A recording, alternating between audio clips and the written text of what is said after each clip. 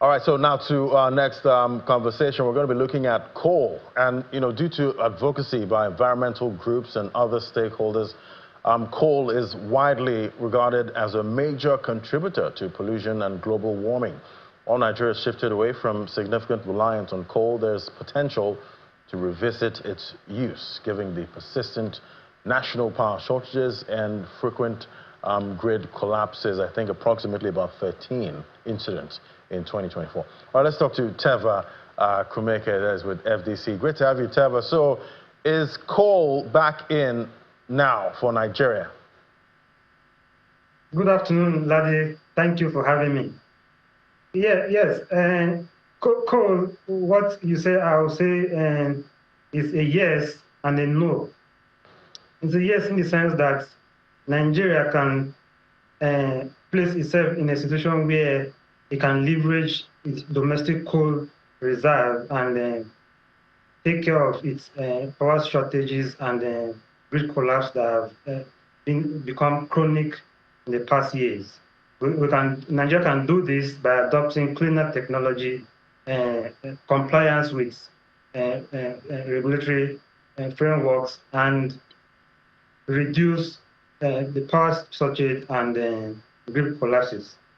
This is important because if you look at the global coal consumption, both developed and emerging economies blend the coal or the fossil fuel source of power generation and the renewable sources of power generation. For example, China, which has GDP about $17 trillion, use about 39% of its power generation comes from coal.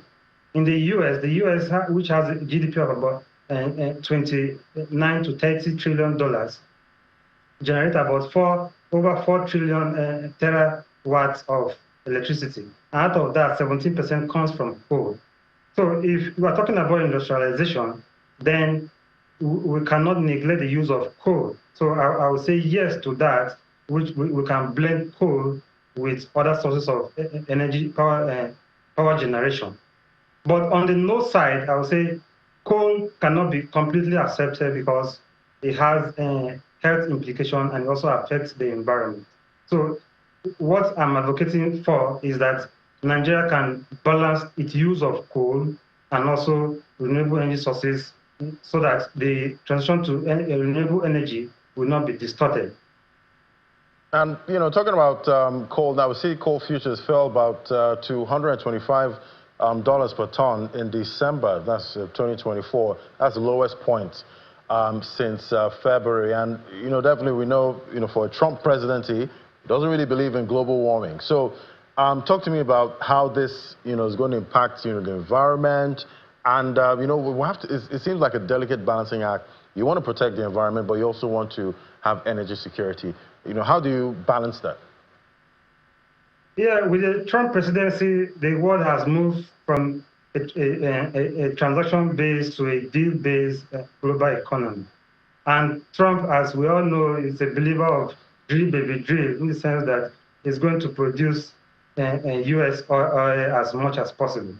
So with the coming of Trump, which inauguration is going to be next year, January on the 20th, we are going to be seeing a slowdown in the push for fighting climate change and the move for sustainability.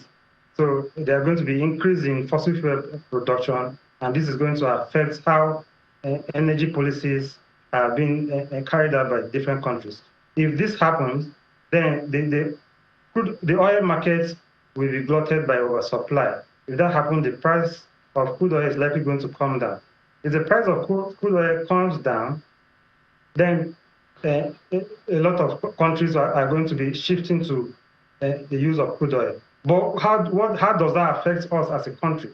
Nigeria depends mostly on crude oil exports, which generates government revenue and foreign exchange earnings. So if oil prices goes down, government revenue reduces, and foreign exchange, the pressure continues. Okay. But the most important thing is that coal and fossil fuel combustible energy will be increased because Donald Trump is going to bring a slowdown to sustainability and environmental sustainability. Right. I guess so much to look out for in 2025. But thank you so much, Teva Kumeke. Thank you. Thank you very much for having me.